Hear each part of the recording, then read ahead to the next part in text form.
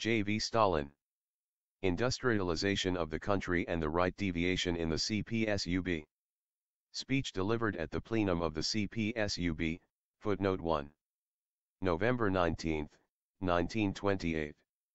Source, Works, Volume 11, January, 1928 to March, 1929. Publisher, Foreign Languages Publishing House, Moscow, 1954. Transcription/markup, Salil Sen for Marxist Internet Archive, 2008. Public domain, Marxists Internet Archive, 2008. You may freely copy, distribute, display and perform this work, as well as make derivative and commercial works. Please credit Marxists Internet Archive as your source. I shall deal, comrades, with three main questions raised in the theses of the Political Bureau. Firstly, the industrialization of the country and the fact that the key factor in industrialization is the development of the production of the means of production, while ensuring the greatest possible speed of this development. Next, the fact that the rate of development of our agriculture lags extremely behind the rate of development of our industry, and that because of this the most burning question in our home policy today is that of agriculture, and especially the grain problem, the question how to improve, to reconstruct agriculture on a new technical basis. And, thirdly and lastly, the deviations from the line of the party, the struggle on two fronts, and the fact that our chief danger at the present moment is the right danger, the right deviation. I. The rate of development of industry. Our theses proceed from the premise that a fast rate of development of industry in general, and of the production of the means of production in particular, is the underlying principle of, and the key to, the industrialization of the country, the underlying principle of, and the key to, the transformation of our entire national economy along the lines of socialist development. But what does a fast rate of development of industry involve? It involves the maximum capital investment in industry. And that leads to a state of tension in all our plans, budgetary and non-budgetary. And, indeed, the characteristic feature of our control figures in the past 3 years, in the period of reconstruction, is that they have been compiled and carried out at a high tension. Take our control figures, examine our budget estimates, talk with our party comrades, both those who work in the party organizations and those who direct our Soviet, economic and cooperative affairs, and you will invariably find this one characteristic feature everywhere, namely, the state of tension in our plans. The question arises, is this state of tension in our plans really necessary for us? Cannot we do without it? Is it not possible to conduct the work at a slower pace, in a more restful atmosphere? Is not the fast rate of industrial development that we have adopted due to the restless character of the members of the Political Bureau and the Council of People's Commissars? Of course not. The members of the Political Bureau and the Council of People's Commissars are calm and sober people. Abstractly speaking, that is, if we disregarded the external and internal situation, we could, of course, conduct the work at a slower speed. But the point is that, firstly, we cannot disregard the external and internal situation, and, secondly, if we take the surrounding situation as our starting point, it has to be admitted that it is precisely the situation that dictates a fast rate of development of our industry. Permit me to pass to an examination of the situation, of these conditions of an external and internal order that dictate a fast rate of industrial development. External conditions. We have assumed power in a country whose technical equipment is terribly backward. Along with a few big industrial units more or less based upon modern technology, we have hundreds and thousands of mills and factories, the technical equipment of which is beneath all criticism from the point of view of modern achievements. At the same time, we have around us a number of capitalist countries whose industrial technique is far more developed and up-to-date than that of our country. Look at the capitalist countries and you will see that their technology is not only advancing, but advancing by leaps and bounds, outstripping the old forms of industrial technique. And so we find that, on the one hand, we in our country have the most advanced system, the Soviet system, and the most advanced type of state power in the world, Soviet power, while, on the other hand, our industry, which should be the basis of socialism and of Soviet power, is extremely backward technically. Do you think that we can achieve the final victory of socialism in our country so long as this contradiction exists? What has to be done to end this contradiction?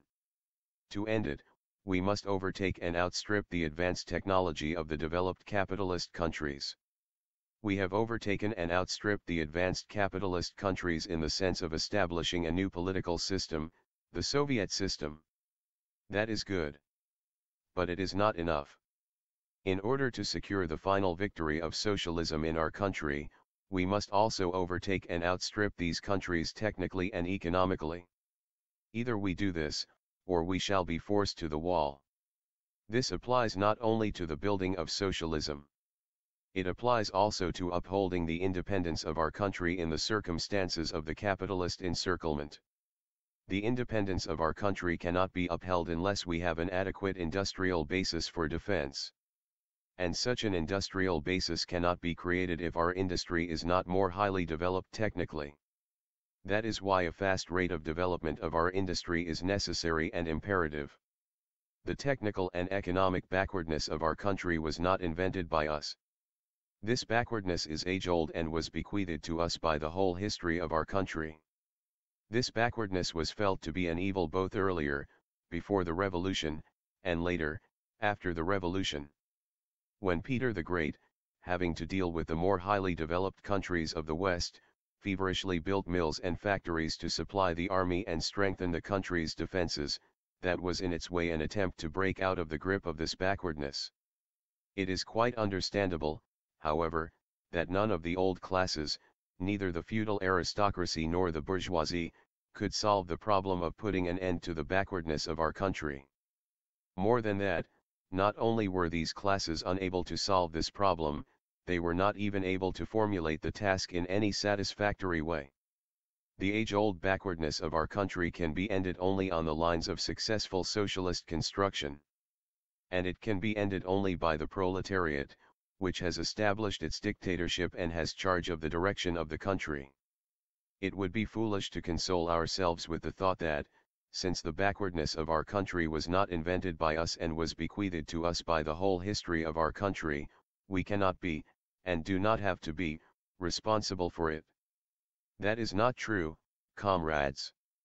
Since we have come to power and taken upon ourselves the task of transforming the country on the basis of socialism, we are responsible, and have to be responsible, for everything, the bad as well as the good. And just because we are responsible for everything, we must put an end to our technical and economic backwardness.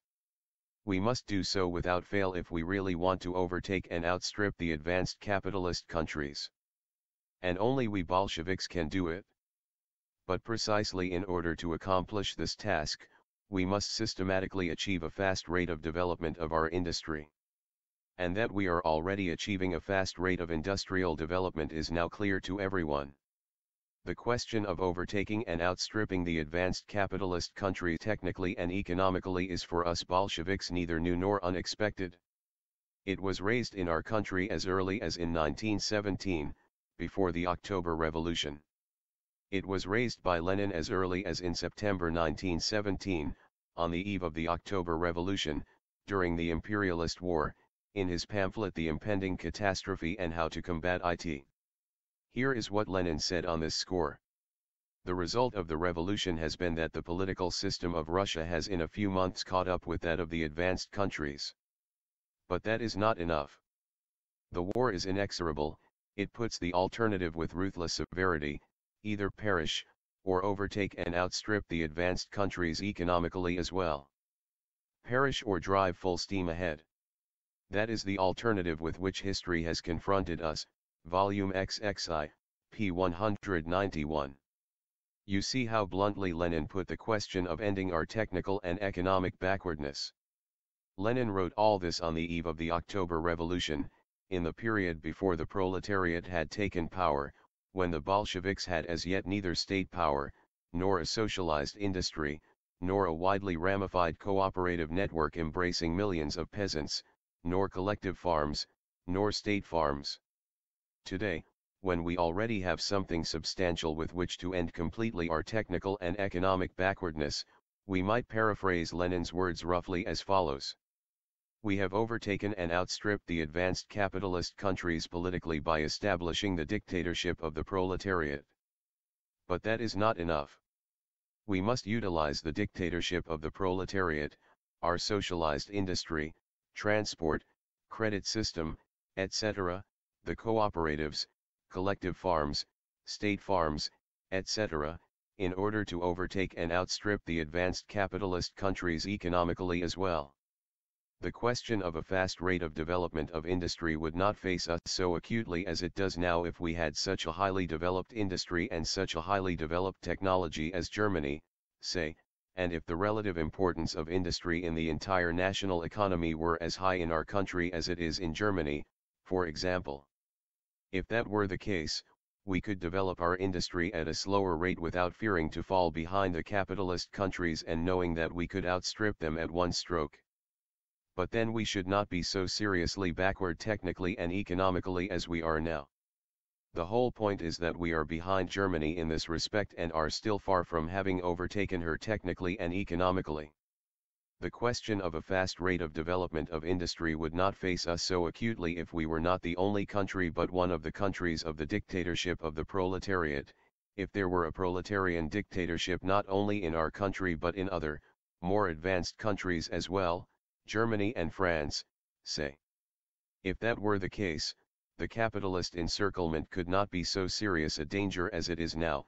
The question of the economic independence of our country would naturally recede into the background, we could integrate ourselves into the system of more developed proletarian states, we could receive from them machines for making our industry and agriculture more productive, supplying them in turn with raw materials and foodstuffs, and we could, consequently, expand our industry at a slower rate.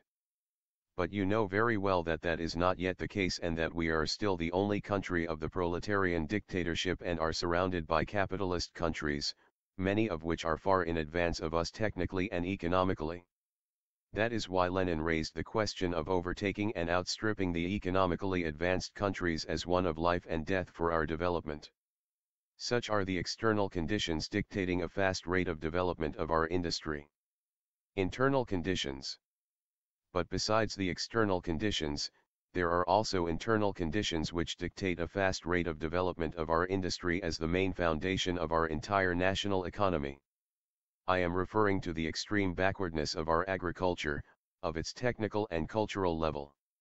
I am referring to the existence in our country of an overwhelming preponderance of small commodity producers, with their scattered and utterly backward production, compared with which our large-scale socialist industry is like an island in the midst of the sea, an island whose base is expanding daily, but which is nevertheless an island in the midst of the sea.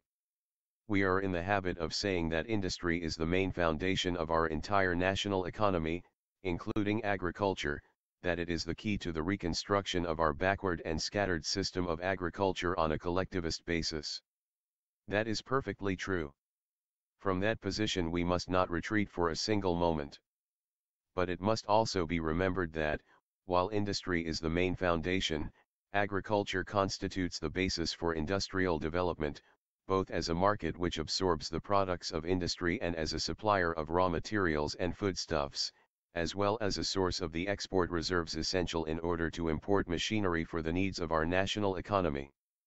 Can we advance industry while leaving agriculture in a state of complete technical backwardness, without providing an agricultural base for industry, without reconstructing agriculture and bringing it up to the level of industry? No, we cannot. Hence the task of supplying agriculture with the maximum amount of instruments and means of production essential in order to accelerate and promote its reconstruction on a new technical basis. But for the accomplishment of this task a fast rate of development of our industry is necessary. Of course, the reconstruction of a disunited and scattered agriculture is an incomparably more difficult matter than the reconstruction of a united and centralized socialist industry. But that is the task that confronts us, and we must accomplish it. And it cannot be accomplished except by a fast rate of industrial development. We cannot go on indefinitely, that is, for too long a period, basing the Soviet regime and socialist construction on two different foundations, the foundation of the most large-scale and united socialist industry and the foundation of the most scattered and backward, small commodity economy of the peasants. We must gradually, but systematically and persistently, place our agriculture on a new technical basis, the basis of large-scale production, and bring it up to the level of socialist industry. Either we accomplish this task, in which case the final victory of socialism in our country will be assured, or we turn away from it and do not accomplish it, in which case a return to capitalism may become inevitable.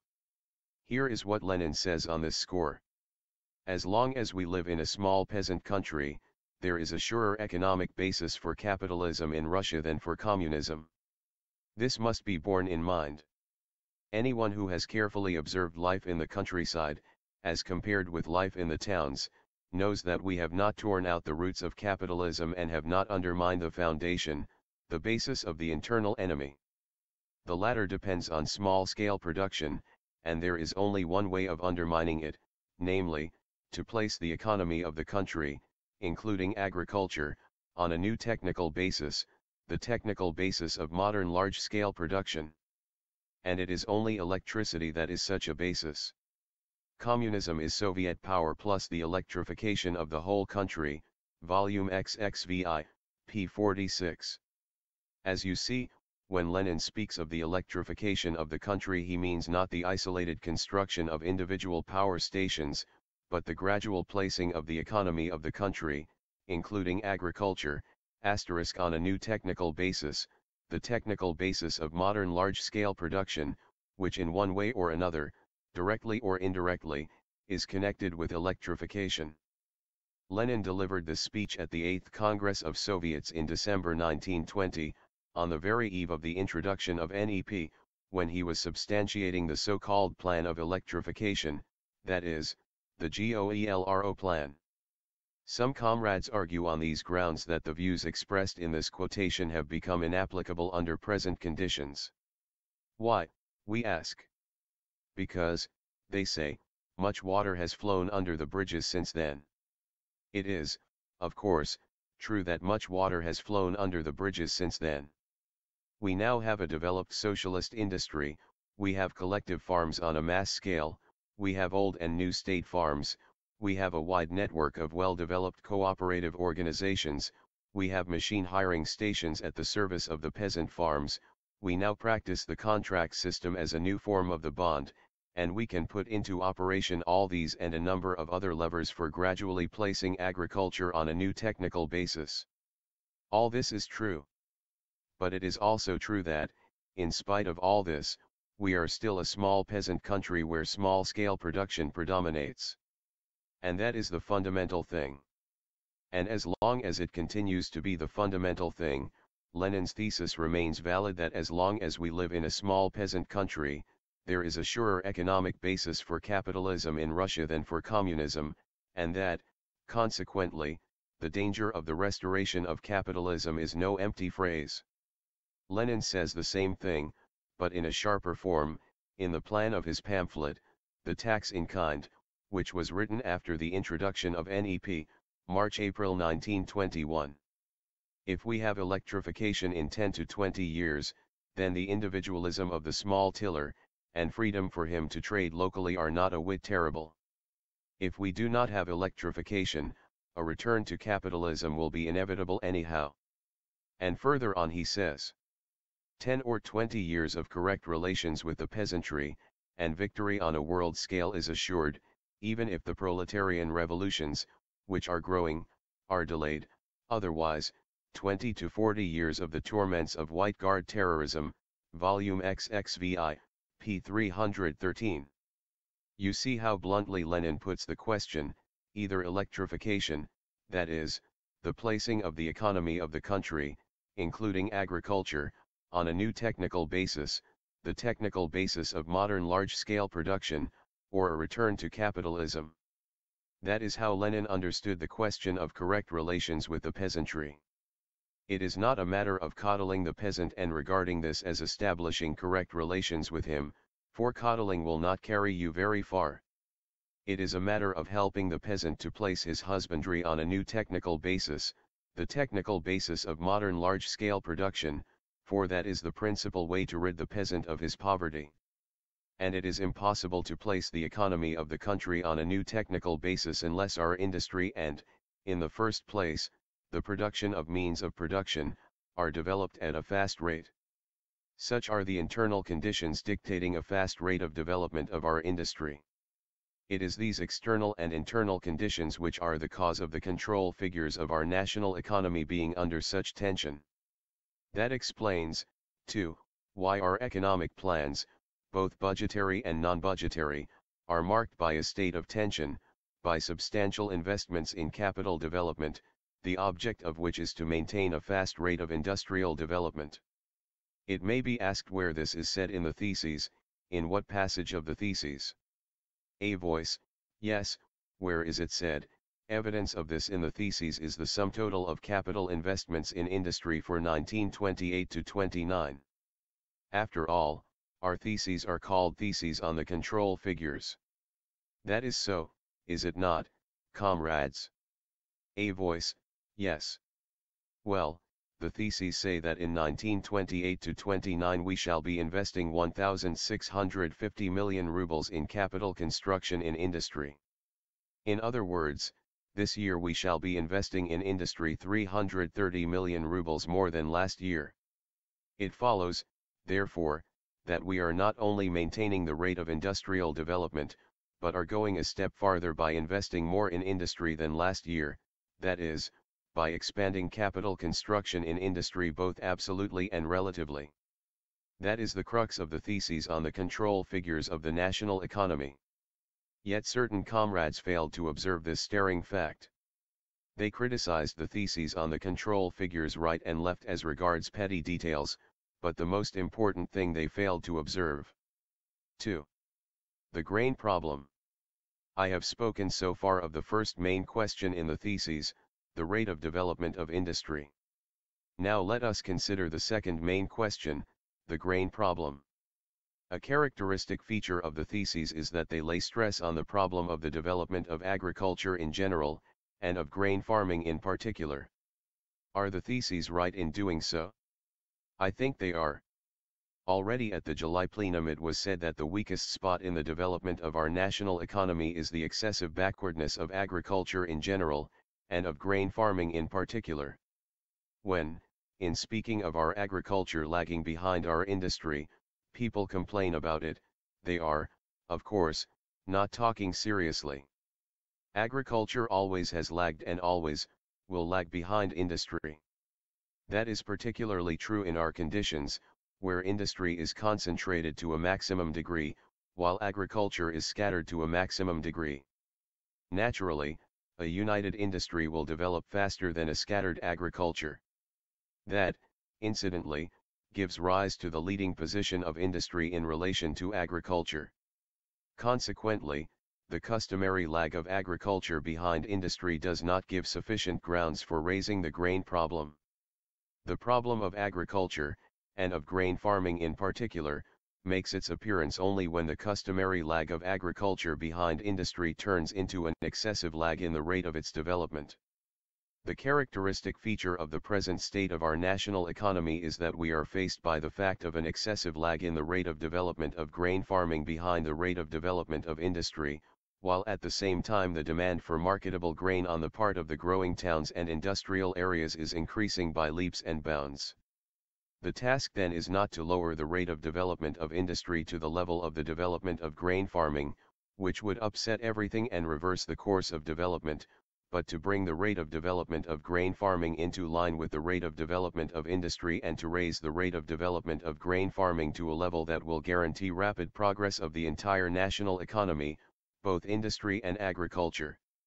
Either we accomplish this task, and thereby solve the grain problem, or we do not accomplish it, and then a rupture between the socialist town and the small peasant countryside will be inevitable.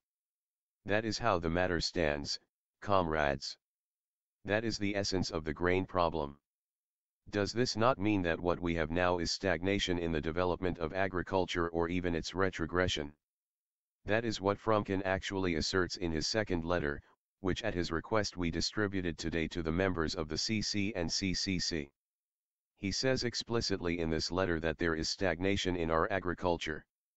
We cannot and must not, he says, talk in the press about retrogression, but within the party we ought not to hide the fact that this lag is equivalent to retrogression.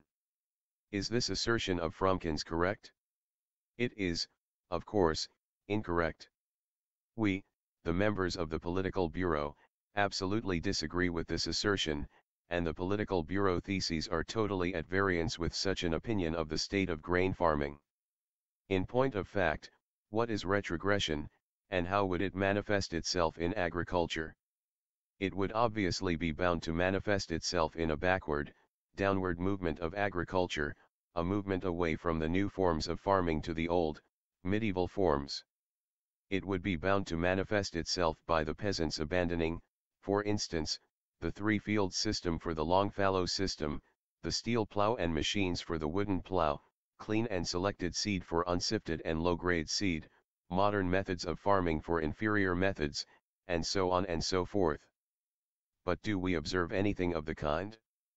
Does not everyone know that tens and hundreds of thousands of peasant farms are annually abandoning the three-field for the four-field and multi-field system, low-grade seed for selected seed, the wooden plow for the steel plow and machines, inferior methods of farming for superior methods? Is this retrogression? Fromkin has a habit of hanging on to the coattails of some member or other of the Political Bureau in order to substantiate his own point of view. It is quite likely that in this instance, too, he will get hold of Bukharin's coattails in order to show that Bukharin in his article, Notes of an Economist, says the same thing. But what Bukharin says is very far from the same thing.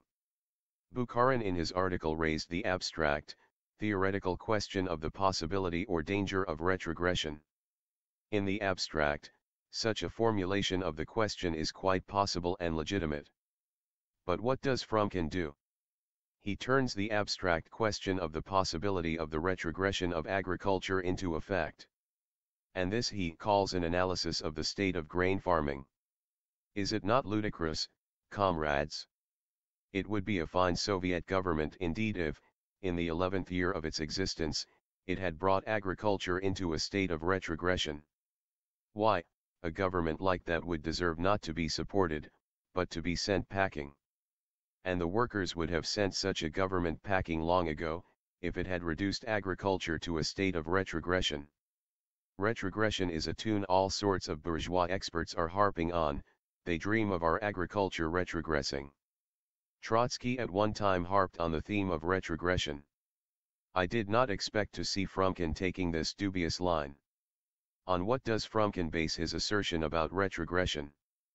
First of all, on the fact that the grain crop area this year is less than it was last year. What is this fact due to? To the policy of the Soviet government, perhaps? Of course not. It is due to the perishing of the winter crops in the steppe area of the Ukraine and partially in the North Caucasus, and to the drought in the summer of this year in the same area of the Ukraine. Had it not been for these unfavorable weather conditions, upon which agriculture is wholly and entirely dependent, our grain crop area this year would have been at least 1 million deciatins larger than it was last year. He bases his assertion, further, on the fact that our gross production of grain this year is only slightly, 70 million poods, greater, and that of wheat and rye 200 million poods less, than last year. And what is all this due to? Again to the drought and to the frosts which killed the winter crops. Had it not been for these unfavorable weather conditions, our gross production of grain this year would have exceeded last year's by 300 million poods. How can one ignore such factors as drought, frost, etc., which are of decisive significance for the harvest in this or that region?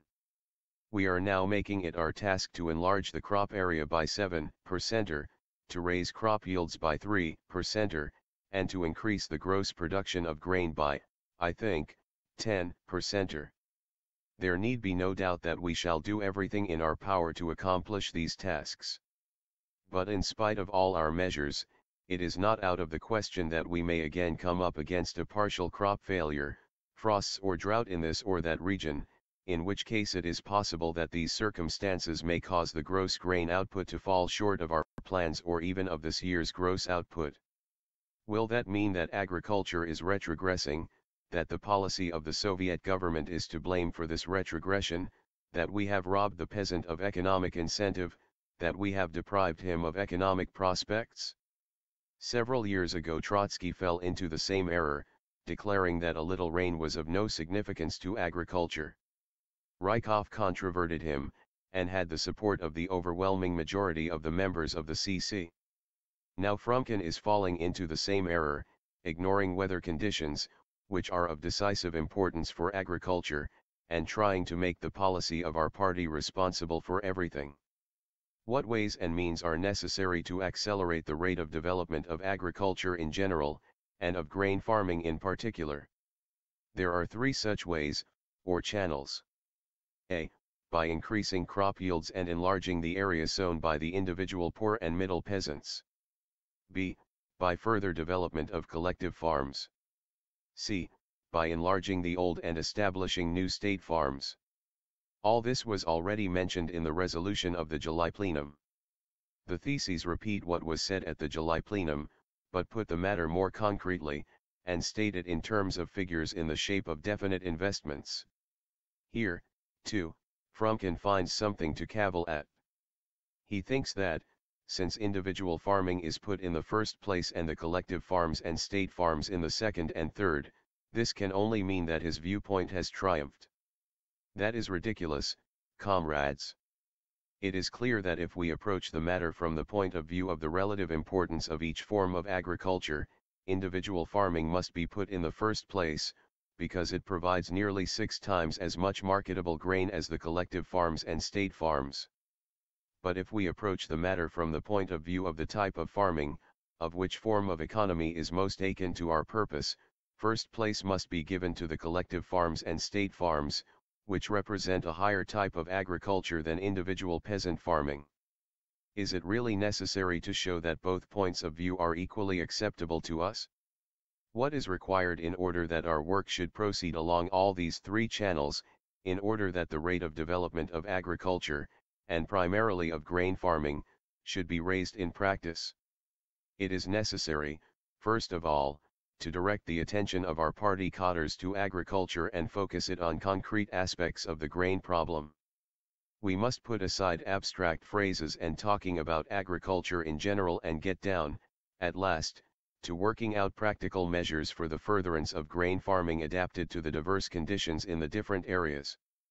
It is time to pass from words to deeds and to tackle at last the concrete question how to raise crop yields and to enlarge the crop areas of the individual poor and middle peasant farms, how to improve and develop further the collective farms and state farms, how to organize the rendering of assistance by the collective farms and state farms to the peasants by way of supplying them with better seed and better breeds of cattle, how to organize assistance for the peasants in the shape of machines and other implements through machine hiring stations, how to extend and improve the contract system and agricultural cooperation in general, and so on and so forth. A voice, that is empiricism. Such empiricism is absolutely essential, for otherwise we run the risk of drowning the very serious matter of solving the grain problem in empty talk about agriculture in general. The Central Committee has set itself the task of arranging for concrete reports on agricultural development by our principal workers in the Council of People's Commissars and the Political Bureau who are responsible for the chief grain regions. At this plenum you are to hear a report by Comrade Andreev on the ways of solving the grain problem in the North Caucasus. I think that we shall next have to hear similar reports in succession from the Ukraine, the Central Black Earth region, the Volga region, Siberia, etc. This is absolutely necessary in order to turn the party's attention to the grain problem and to get our party workers at last to formulate concretely the questions connected with the grain problem. It is necessary, in the second place, to ensure that our party workers in the countryside make a strict distinction in their practical work between the middle peasant and the kulak, do not lump them together and do not hit the middle peasant when it is the kulak that has to be struck at. It is high time to put a stop to these errors, if they may be called such. Take, For instance, the question of the individual tax. We have the decision of the Political Bureau, and the corresponding law, about levying an individual tax on not more than 2 to 3% of the households, that is, on the wealthiest section of the kulaks. But what actually happens? There are a number of districts where 10, 12 and even more % of the households are taxed, with the result that the middle section of the peasantry is affected. Is it not time to put a stop to this crime? Yet, instead of indicating concrete measures for putting a stop to these and similar outrages, our dear critics indulge in wordplay, proposing that the words "the wealthiest section of the kulaks" be replaced by the words "the most powerful section of the kulaks" or "the uppermost section of the kulaks." As if it were not one and the same thing. It has been shown that the kulaks constitute about 5% of the peasantry. It has been shown that the law requires the individual tax to be levied on only 2 to 3% of the households, that is, on the wealthiest section of the kulaks. It has been shown that in practice this law is being violated in a number of areas. Yet, instead of indicating concrete measures for putting a stop to this, the critics indulge in verbal criticism and refuse to understand that this does not alter things one iota. Sheer hair splitters. A voice. They propose that the individual tax should be levied on all kulaks. Well then, they should demand the repeal of the law imposing an individual tax on 2 to 3% shuri. Yet I have not heard that anybody has demanded the repeal of the individual tax law. It is said that individual taxation is arbitrarily extended in order to supplement the local budget. But you must not supplement the local budget by breaking the law, by infringing party directives. Our party exists, it has not been liquidated yet. The Soviet government exists, it has not been liquidated yet. And if you have not enough funds for your local budget, then you must ask to have your local budget reconsidered, and not break the law or disregard party instructions. It is necessary, next, to give further incentives to individual poor and middle peasant farming. Undoubtedly, the increase in grain prices already introduced, practical enforcement of revolutionary law, practical assistance to the poor and middle peasant farms in the shape of the contract system, and so on, will considerably increase the peasant's economic incentive. Frumkin thinks that we have killed or nearly killed the peasant's incentive by robbing him of economic prospects. That, of course, is nonsense. If it were true, it would be incomprehensible what the bond, the alliance between the working class and the main mass of the peasantry, actually rests on. It cannot be thought, surely, that this alliance rests on sentiment. It must be realized, after all, that the alliance between the working class and the peasantry is an alliance on a business basis, an alliance of the interests of two classes, a class alliance of the workers and the main mass of the peasantry aiming at mutual advantage. It is obvious that if we had killed or nearly killed the peasant's economic incentive by depriving him of economic prospects, there would be no bond, no alliance between the working class and the peasantry. Clearly, what is at issue here is not the creation or release of the economic incentive of the poor and middle peasant masses, but the strengthening and further development of this incentive, to the mutual advantage of the working class and the main mass of the peasantry. And that is precisely what the theses on the control figures of the national economy indicate. It is necessary, lastly, to increase the supply of goods to the countryside.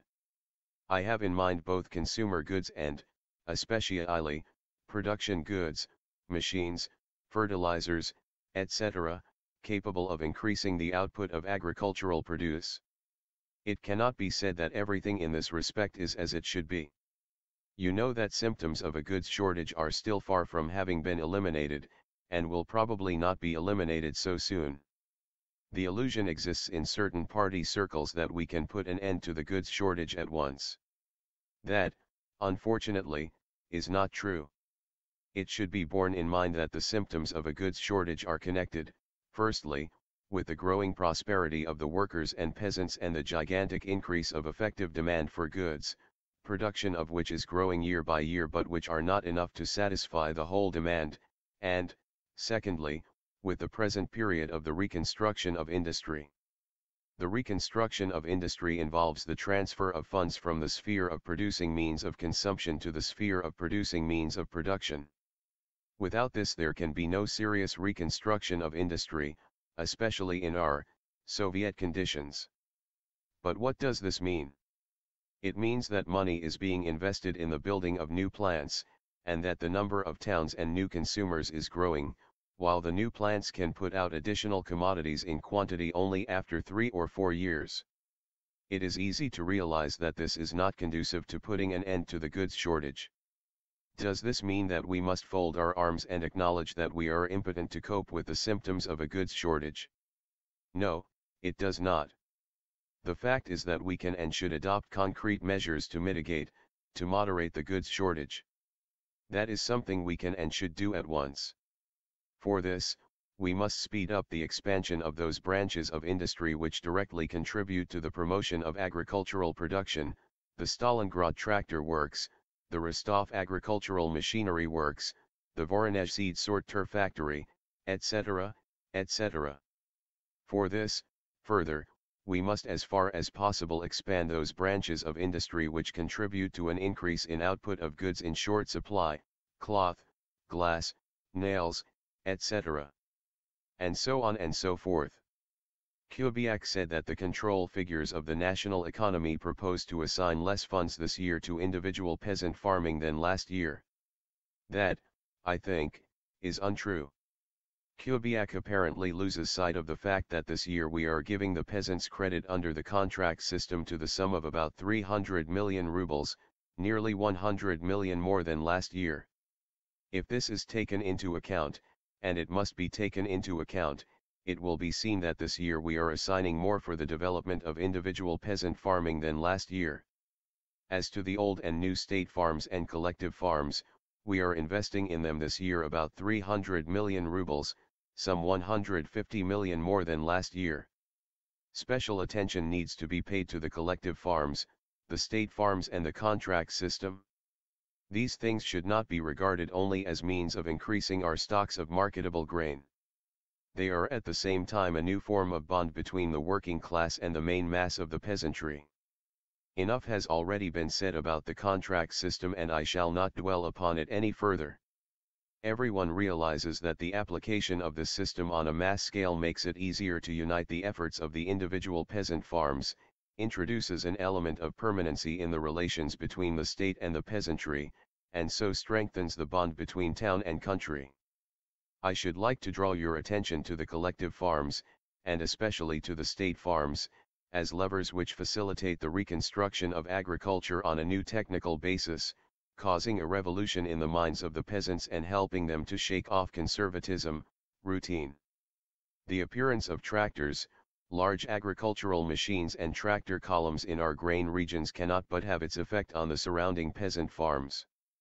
Assistance rendered the surrounding peasants in the way of seed, machines and tractors will undoubtedly be appreciated by the peasants and taken as a sign of the power and strength of the Soviet state, which is trying to lead them onto the high road of a substantial improvement of agriculture.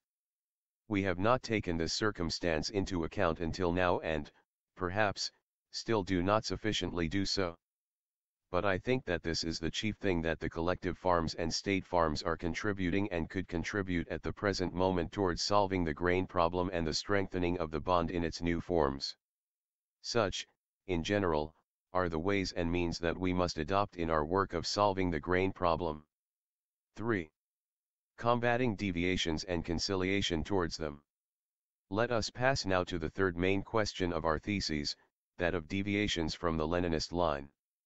The social basis of the deviations is the fact that small-scale production predominates in our country, the fact that small-scale production gives rise to capitalist elements, the fact that our party is surrounded by petty bourgeois elemental forces, and, lastly, the fact that certain of our party organizations have been infected by these elemental forces.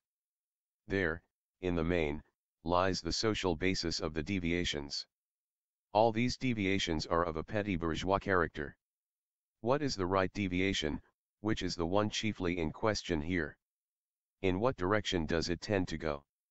It tends towards adaptation to bourgeois ideology, towards adaptation of our policy to the tastes and requirements of the Soviet bourgeoisie. What threat does the right deviation hold out, if it should triumph in our party? It would mean the ideological rout of our party, a free rein for the capitalist elements, the growth of chances for the restoration of capitalism, or, as Lenin called it, for a return to capitalism. Where is the tendency towards a right deviation chiefly lodged? In our Soviet, economic, cooperative and trade union apparatuses, and in the party apparatus as well, especially in its lower links in the countryside. Are there spokesmen of the right deviation among our party members? There certainly are. Rykov mentioned the example of Shatunovsky, who declared against the building of the Dnieper hydroelectric power station. There can be no question but that Shatunovsky was guilty of a right deviation, a deviation towards open opportunism. All the same, I think that Shatunovsky is not a typical illustration of the right deviation, of its physiognomy. I think that in this respect the palm should go to Frumkin. Laughter, I am referring to his first letter, June 1928, and then to his second letter, which was distributed here to the members of the CC and CCC, November 1928. Let us examine both these letters. Let us take the basic propositions of the first letter. 1. The sentiment in the countryside, apart from a small section of the poor peasants, is opposed to us. Is that true? It is obviously untrue. If it were true, the bond would not even be a memory. But since June, the letter was written in June, nearly 6 months have passed, yet anyone, unless he is blind, can see that the bond between the working class and the main mass of the peasantry continues and is growing stronger. Why does Frumkin write such nonsense? In order to scare the party and make it give way to the right deviation. 2. The line taken lately has led to the main mass of the middle peasants being without hope, without prospects. Is that true? It is quite untrue. It is obvious that if in the spring of this year the main mass of the middle peasants had been without economic hope or prospects, they would not have enlarged the spring crop area as they did in all the principal grain-growing regions. The spring sowing takes place in April-May. Well, Frumkin's letter was written in June. In our country, under the Soviet regime, who is the chief purchaser of cereals? The state and the cooperatives, which are linked with the state. It is obvious that if the mass of middle peasants had been without economic prospects, if they were in a state of estrangement from the Soviet government, they would not have enlarged the spring crop area for the benefit of the state, as the principal purchaser of grain. Frumkin is talking obvious nonsense. Here again he is trying to scare the party with the horrors of hopeless prospects in order to make it give way to his, Frumkin's, view. 3. We must return to the 14th and 15th Congresses. That the 15th Congress has simply been tacked on here without rhyme or reason, of that there can be no doubt. The crux here is not in the 15th Congress, but in the slogan, back to the 14th Congress. And what does that mean? It means renouncing intensification of the offensive against the kulak, see 15th Congress resolution. I say this not in order to deprecate the 14th Congress. I say it because, in calling for a return to the 14th Congress, Frumkin is rejecting the step forward which the party made between the 14th and 15th Congresses, and, in rejecting it, he is trying to pull the party back. The July plenum of the Central Committee pronounced its opinion on this question. It stated plainly in its resolution that people who try to evade the 15th Congress decision to develop further the offensive against the kulaks are an expression of bourgeois tendencies in our country. I must tell Frumkin plainly that when the Political Bureau formulated this item of the resolution of the July plenum, it had him and his first letter in mind. 4. Maximum assistance to the poor peasants entering collectives. We have always to the best of our ability and resources rendered the maximum assistance to the poor peasants entering, or even not entering, collectives. There is nothing new in this. What is new in the 15th Congress decisions compared with those of the 14th Congress is not this but that the 15th Congress made the utmost development of the collective farm movement one of the cardinal tasks of the day. When Fromkin speaks of maximum assistance to the poor peasants entering collectives, he is in point of fact turning away from, evading, the task set the party by the 15th Congress of developing the collective farm movement to the utmost. In point of fact, Fromkin is against developing the work of strengthening the socialist sector in the countryside along the line of collective farms. 5. State farms should not be expanded by shock or super shock tactics. Fromkin cannot but know that we are only beginning to work seriously to expand the old state farms and to create new ones. Fromkin cannot but know that we are assigning for this purpose far less money than we ought to assign if we had any reserves for it. The words by shock or super shock tactics were put in here to strike people with horror and to conceal his own disinclination for any serious expansion of the state farms. Fromkin, in point of fact, is here expressing his opposition to strengthening the socialist sector in the countryside along the line of the state farms. Now gather all these propositions of Fromkin's together, and you get a bouquet characteristic of the right deviation. Let us pass to Fromkin's second letter. In what way does the second letter differ from the first? In that it aggravates the errors of the first letter. The first said that middle peasant farming was without prospects. The second speaks of the retrogression of agriculture. The first letter said that we must return to the 14th Congress in the sense of relaxing the offensive against the kulak. The second letter, however, says that we must not hamper production on the kulak farms. The first letter said nothing about industry. But the second letter develops a new theory to the effect that less should be assigned for industrial construction. Incidentally, there are 2 points on which the 2 letters agree, concerning the collective farms and concerning the state farms. In both letters Fromkin pronounces against the development of collective farms and state farms. It is clear that the second letter aggravates the errors of the first. About the theory of retrogression I have already spoken. There can be no doubt that this theory is the invention of bourgeois experts, who are always ready to raise a cry that the Soviet regime is doomed. Fromkin has allowed himself to be scared by the bourgeois experts who have their roost around the People's Commissariat of Finance, and now he is himself trying to scare the party so as to make it give way to the right deviation. Enough has been said, too, about the collective farms and state farms. So there is no need to repeat it. Let us examine the 2 remaining points, about kulak farming and about capital investment in industry. Kulak farming. Fromkin says that we must not hamper production on the kulak farms. What does that mean? It means not preventing the kulaks from developing their exploiting economy. But what does not preventing the kulaks from developing their exploiting economy mean? It means allowing a free rein to capitalism in the countryside, allowing it freedom, liberty. We get the old slogan of the French liberals, laissez-faire, laissez-passer, that is, do not prevent the bourgeoisie from doing its business, do not prevent the bourgeoisie from moving freely. This slogan was put forward by the old French liberals at the time of the French bourgeois revolution, at the time of the struggle against the feudal regime, which was fettering the bourgeoisie and not allowing it to develop.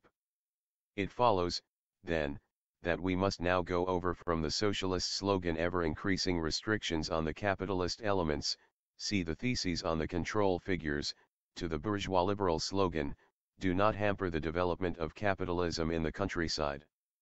Why, are we really thinking of turning from Bolsheviks into bourgeois liberals? What can there be in common between this bourgeois liberal slogan of Fromkin's and the line of the party? Fromkin. Comrade Stalin, read the other points also. I shall read the whole point. We must not hamper production on the kulak farms either, while at the same time combating their enslaving exploitation. My dear Fromkin, do you really think the second part of the sentence improves matters and does not make them worse? What does combating enslaving exploitation mean?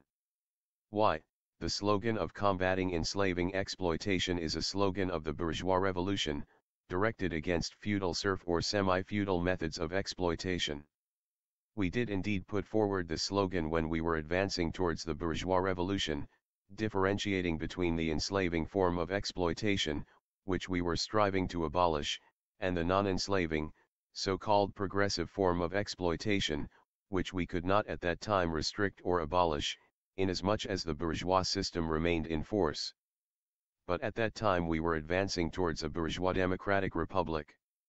Now, however, if I am not mistaken, we have a socialist revolution, which is heading, and cannot but I head, for the abolition of all forms of exploitation, including progressive forms. Really, do you want us to turn back from the socialist revolution, which we are developing and advancing, and revert to the slogans of the bourgeois revolution? How can one bring oneself to talk such nonsense? Further, what does not hampering kulak economy mean? It means giving the kulak a free hand. And what does giving the kulak a free hand mean? It means giving him power. When the French bourgeois liberals demanded that the feudal government should not hamper the development of the bourgeoisie, they expressed it concretely in the demand that the bourgeoisie should be given power. And they were right. In order to be able to develop properly, the bourgeoisie must have power. Consequently, to be consistent, you should say, admit the kulak to power. For it must be understood, after all, that you cannot but restrict the development of kulak economy if you take power away from the kulaks and concentrate it in the hands of the working class. Those are the conclusions that suggest themselves on reading Fromkin's second letter. Capital construction in industry. When we discussed the control figures, we had three figures before us. The Supreme Council of National Economy asked for 825 million rubles, the State Planning Commission was willing to give 750 million rubles, the People's Commissariat of Finance would give only 650 million rubles. What decision on this did the Central Committee of our party adopt? It fixed the figure at 800 million rubles, that is, exactly 150 million rubles more than the People's Commissariat of Finance proposed. That the People's Commissariat of Finance offered less is, of course, not surprising. The stinginess of the People's Commissariat of Finance is generally known, it has to be stingy. But that is not the point just now. The point is that Fromkin defends the figure of 650 million rubles not out of stinginess, but because of his newfangled theory of feasibility, asserting in his second letter and in a special article in the periodical of the People's Commissariat of Finance that we shall certainly do injury to our economy if we assign to the Supreme Council of National Economy more than 650 million rubles for capital construction. And what does that mean? It means that Fromkin is against maintaining the present rate of the development of industry, evidently failing to realize that if it were slackened this really would do injury to our entire national economy. Now combine these 2 points in Fromkin's second letter, the point concerning kulak farming and the point concerning capital construction in industry, add the theory of retrogression, and you get the physiognomy of the right deviation. You want to know what the right deviation is and what it looks like. Read Fromkin's 2 letters, study them, and you will understand. So much for the physiognomy of the right deviation. But the theses speak not only of the right deviation. They speak also of the so-called left deviation. What is the left deviation? Is there really a so-called left deviation in the party? Are there in our party, as our theses say, anti-middle peasant trends, super-industrialization trends and so on? Yes, there are. What do they amount to? They amount to a deviation towards Trotskyism. That was said already by the July Plenum.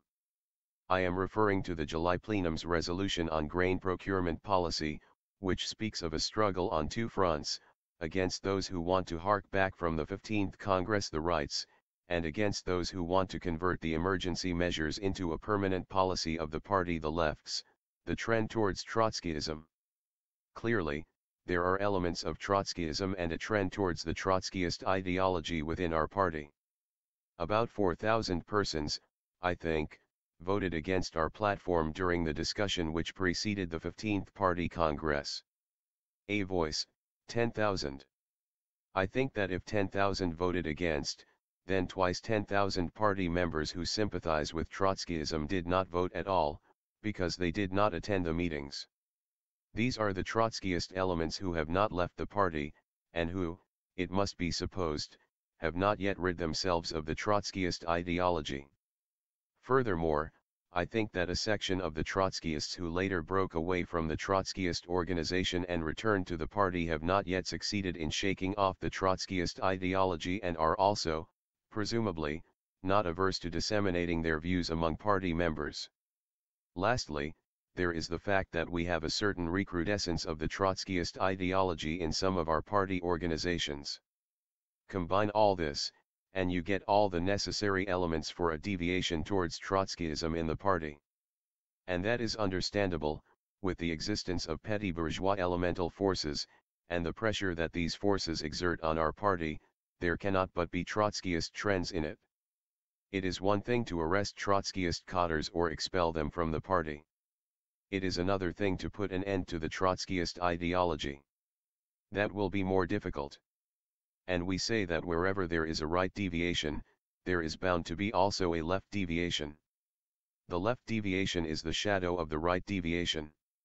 Lenin used to say, referring to the Itzovists, that the lefts are Mensheviks, only turned inside out. That is quite true. The same thing must be said of the present lefts. People who deviate towards Trotskyism are in fact also rights, only turned inside out, rights who cloak themselves with left phrases. Hence the fight on two fronts, both against the right deviation and against the left deviation. It may be said, if the left deviation is in essence the same thing as the right opportunist deviation, then what is the difference between them, and where do you actually get two fronts? Indeed, if a victory of the rights means increasing the chances of the restoration of capitalism, and a victory of the lefts would lead to the same result, what difference is there between them, and why are some called rights and others lefts? And if there is a difference between them, what is it? Is it not true that the two deviations have the same social roots, that they are both petty bourgeois deviations? Is it not true that both these deviations, if they were to triumph, would lead to one and the same result? What, then, is the difference between them? The difference is in their platforms, their demands, their approach and their methods. If, for example, the right say, it was a mistake to build the Dnieper hydroelectric power station, and the lefts, on the contrary, declare, what is the use of one Dnieper hydroelectric power station, let us have a Dnieper hydroelectric power station every year, laughter, it must be admitted that there obviously is a difference. If the right say, let the kulak alone, allow him to develop freely, and the lefts, on the contrary, declare, strike not only at the kulak, but also at the middle peasant, because he is just as much a private owner as the kulak, it must be admitted that there obviously is a difference. If the right say, difficulties have arisen, is it not time to quit, and the lefts, on the contrary, declare, what are difficulties to us, a fig for your difficulties, full speed ahead. Laughter, it must be admitted that there obviously is a difference. There you have a picture of the specific platform and the specific methods of the lefts. This, in fact, explains why the lefts sometimes succeed in luring a part of the workers over to their side with the help of high-sounding left phrases and by posing as the most determined opponents of the rights, although all the world knows that they, the lefts, have the same social roots as the rights, and that they not infrequently join in an agreement, a bloc, with the rights in order to fight the Leninist line. That is why it is obligatory for us, Leninists, to wage a fight on two fronts, both against the right deviation and against the left deviation. But if the Trotskyist trend represents a left deviation, does not this mean that the lefts are more to the left than Leninism? No, it does not. Leninism is the most left, without quotation marks, trend in the world labor movement. We Leninists belong to the Second International down to the outbreak of the imperialist war as the extreme left group of the Social Democrats. We did not remain in the Second International, and we advocated a split in the Second International precisely because, being the extreme left group, we did not want to be in the same party as the petty bourgeois traitors to Marxism, the social pacifists and social chauvinists. It was these tactics and this ideology that subsequently became the basis of all the Bolshevik parties of the world. In our party, we Leninists are the sole lefts without quotation marks. Consequently, we Leninists are neither lefts nor rights in our own party. We are a party of Marxist-Leninists. And within our party we combat not only those whom we call openly opportunist deviators, but also those who pretend to be lefter than Marxism, lefter than Leninism, and who camouflage their right, opportunist nature with high-sounding left phrases. Everybody realizes that when people who have not yet rid themselves of Trotskyist trends are called lefts, it is meant ironically. Lenin referred to the left communists as lefts sometimes with and sometimes without quotation marks. But everyone realizes that Lenin called them lefts ironically, thereby emphasizing that they were lefts only in words, in appearance, but that in reality they represented petty bourgeois right trends. In what possible sense can the Trotskyist elements be called lefts, without quotation marks, if only yesterday they joined in a united anti-Leninist bloc with openly opportunist elements and linked themselves directly and immediately with the anti-Soviet strata of the country? Is it not a fact that only yesterday we had an open bloc of the lefts and the rights against the Leninist party, and that that bloc undoubtedly had the support of the bourgeois elements? And does not this show that they, the lefts and the rights, could not have joined together in a united bloc if they did not have common social roots, if they were not of a common opportunist nature? The Trotskyist bloc fell to pieces a year ago. Some of the rights, such as Shatunovsky, left the bloc. Consequently, the right members of the bloc will now come forward as rights, while the lefts will camouflage their rightism with left phrases.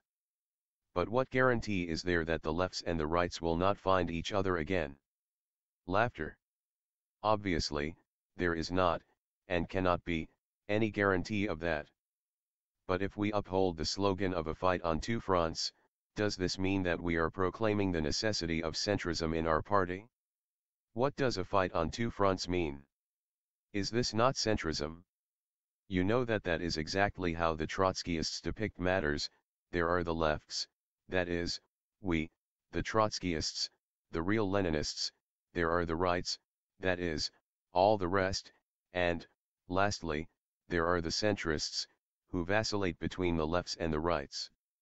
Can that be considered a correct view of our party? Obviously not. Only people who have become confused in all their concepts and who have long ago broken with Marxism can say that. It can be said only by people who fail to see and to understand the difference in principle between the Social Democratic Party of the pre-war period, which was the party of a bloc of proletarian and petty bourgeois interests, and the Communist Party, which is the monolithic party of the revolutionary proletariat.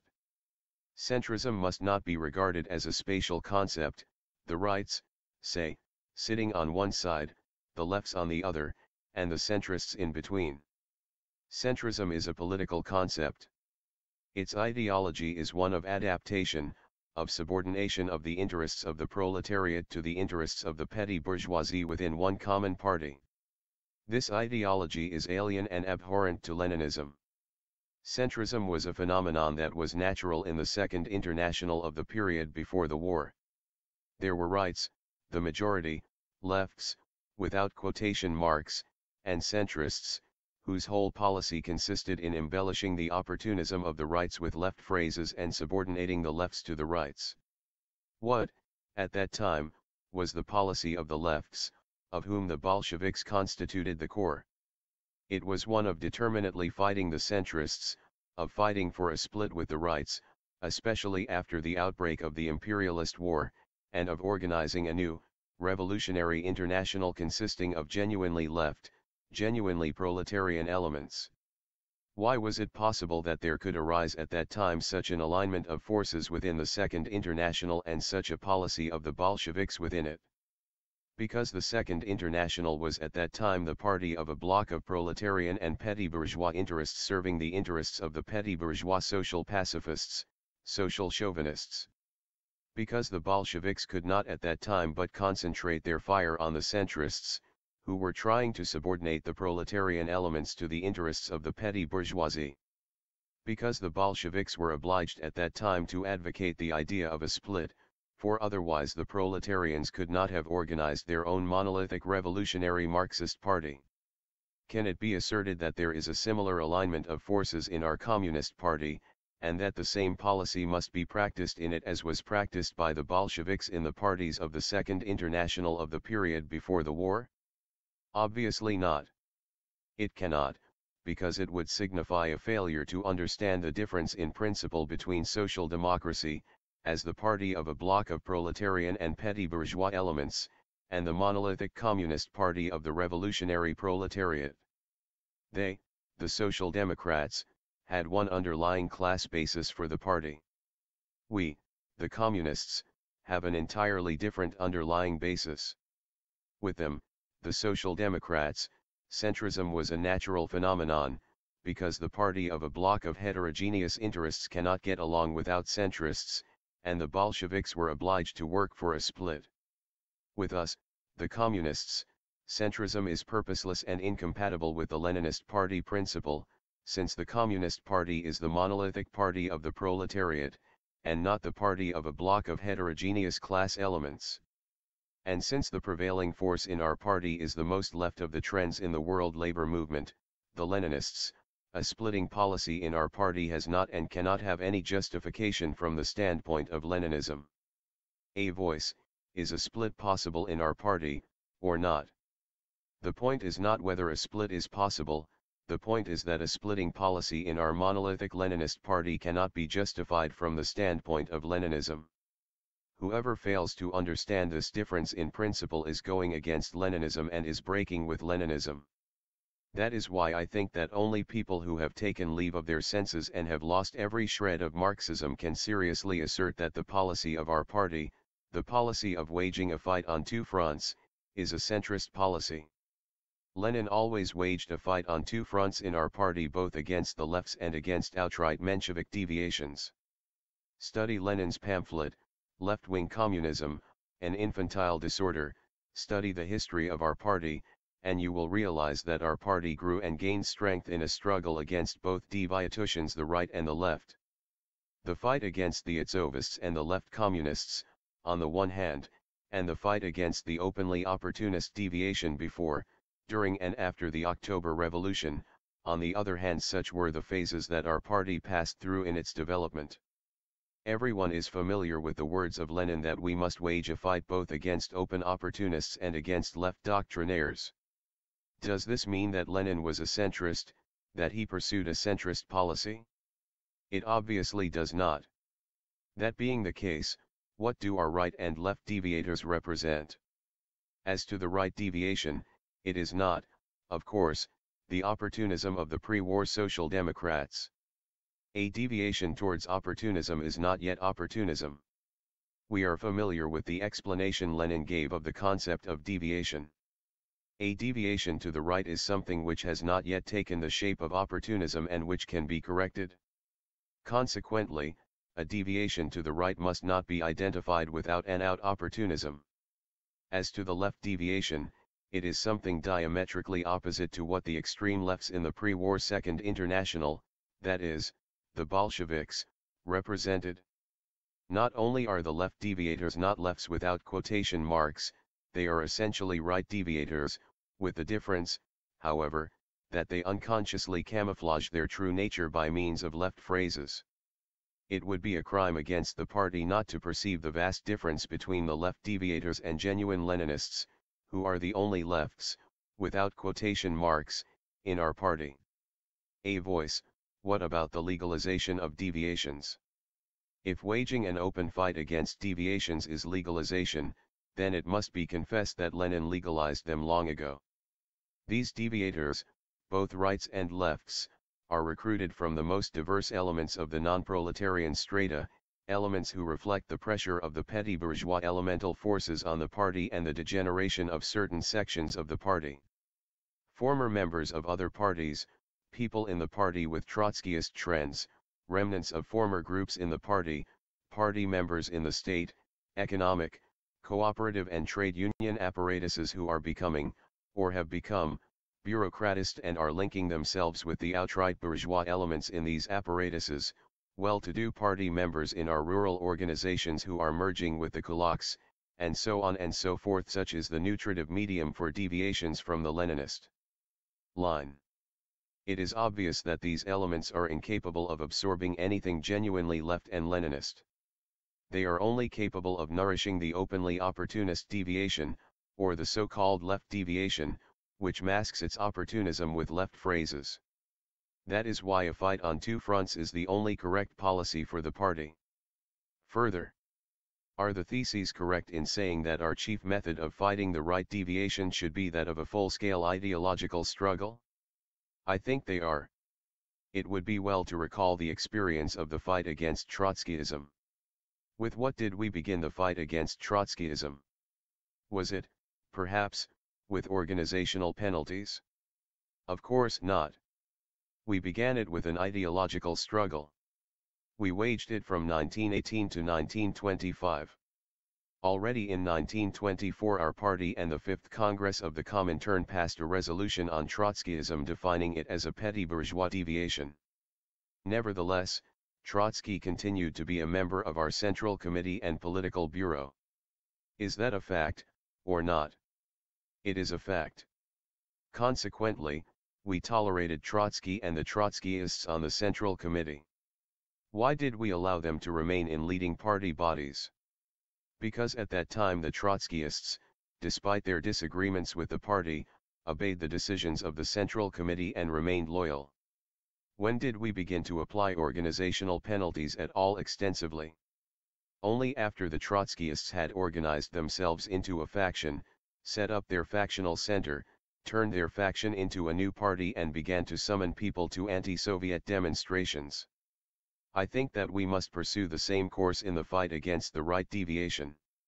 The right deviation cannot as yet be regarded as something which has taken definite shape and crystallized, although it is gaining ground in the party. It is only in process of taking shape and crystallizing. Do the right deviators have a faction? I do not think so. Can it be said that they do not submit to the decisions of our party? I think we have no grounds yet for accusing them of this. Can it be affirmed that the right deviators will certainly organize themselves into a faction? I doubt it. Hence the conclusion that our chief method of fighting the right deviation at this stage should be that of a full-scale ideological struggle. This is all the more correct as there is an opposite tendency among some of the members of our party, a tendency to begin the fight against the right deviation not with an ideological struggle, but with organizational penalties. They say bluntly, give us 10 or 20 of these rights and we'll make mincemeat of them in a trice and so put an end to the right deviation. I think, comrades, that such sentiments are wrong and dangerous. Precisely in order to avoid being carried away by such sentiments, and in order to put the fight against the right deviation on correct lines, it must be said plainly and resolutely that our chief method of fighting the right deviation at this stage is an ideological struggle. Does that mean that we rule out all organizational penalties? No, it does not. But it does undoubtedly mean that organizational penalties must play a subordinate role, and if there are no instances of infringement of party decisions by right deviators, we must not expel them from leading organizations or institutions. A voice, what about the Moscow experience? I do not think that there were any rights among the leading Moscow comrades. There was in Moscow an incorrect attitude towards right sentiments. More accurately, it could be said that there was a conciliatory tendency there. But I cannot say that there was a right deviation in the Moscow Committee. A voice, but was there an organizational struggle? There was an organizational struggle, although it played a minor role. There was such a struggle because new elections are being held in Moscow on the basis of self-criticism, and district meetings of actives have the right to replace their secretaries. Laughter. A voice. Were new elections of our secretaries announced? Nobody has forbidden new elections of secretaries. There is the June appeal of the Central Committee, which expressly says that development of self-criticism may become an empty phrase if the lower organizations are not assured the right to replace any secretary, or any committee. What objection can you raise to such an appeal? A voice, before the party conference. Yes, even before the party conference. I see an incredulous smile on the faces of some comrades. That will not do, comrades. I see that some of you have an irrepressible desire to remove certain spokesmen of the right deviation from their posts as quickly as possible. But that, dear comrades, is no solution of the problem. Of course, it is easier to remove people from their posts than to conduct a broad and intelligent campaign explaining the right deviation, the right danger, and how to combat it. But what is easiest must not be considered the best. Be so good as to organize a broad explanatory campaign against the right danger, be so good as not to grudge the time for it, and then you will see that the broader and deeper the campaign, the worse it will be for the right deviation. That is why I think that the central point of our fight against the right deviation must be an ideological struggle. As to the Moscow Committee, I do not know that anything can be added to what Uglanov said in his reply to the discussion at the plenum of the Moscow Committee and Moscow Control Commission of the C.P.S.U. B. He said plainly, if we recall a little history, if we recall how I fought Zinoviev in Leningrad in 1921, it will be seen that at that time the affray was somewhat fiercer. We were the victors then because we were in the right. We have been beaten now because we are in the wrong. It will be a good lesson. It follows that Uglanov has been waging a fight now just as at one time he waged a fight against Zinoviev. Against whom, may it be asked, has he been waging his present fight? Evidently, against the policy of the CC. Against whom else could he have waged it? On what basis could he have waged this fight? Obviously, on the basis of conciliation towards the right deviation. The theses, therefore, quite rightly stress, as one of the immediate tasks of our party, the necessity of waging a fight against conciliation towards deviations from the Leninist line, especially against conciliation towards the right deviation. Finally, a last point. The theses say that we must particularly stress the necessity at this time of fighting the right deviation. What does that mean? It means that at this moment the right danger is the chief danger in our party. A fight against Trotskyist trends, and a concentrated fight at that, has been going on already for some 10 years. This fight has resulted in the rout of the main Trotskyist cadres.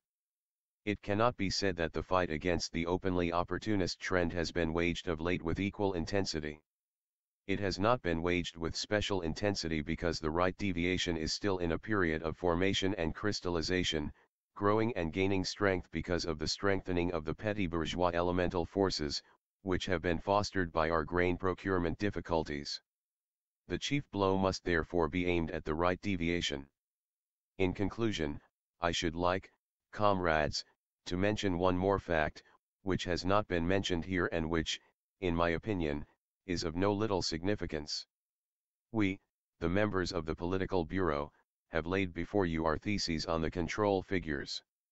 In my speech, I upheld these theses as unquestionably correct. I do not say that certain corrections may not be made in the theses, but that they are in the main correct and assure the proper carrying out of the Leninist line, of that there can be no doubt whatever. Well, I must tell you that we in the Political Bureau adopted these theses unanimously. I think that this fact is of some significance in view of the rumors which are now and again spread in our ranks by diverse ill-wishers, opponents and enemies of our party. I have in mind the rumors to the effect that in the Political Bureau we have a right deviation, a left deviation, conciliation and the devil knows what besides. Let these theses serve as one more proof, the 100th or 101st, that we in the Political Bureau are all united. I should like this plenum to adopt these theses, in principle, with equal unanimity. Applause. Pravda, number 273, November 24, 1928. My italics J. Stalin. Notes. 1. The plenum of the Central Committee of the C.P.S.U. B.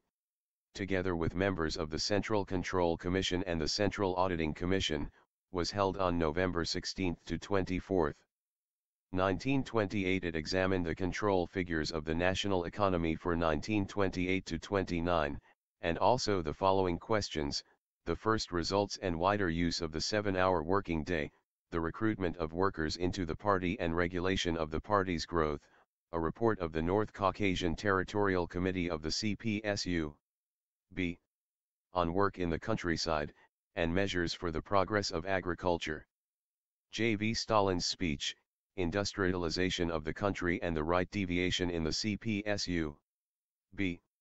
was delivered on November 19 in connection with the first item of the agenda.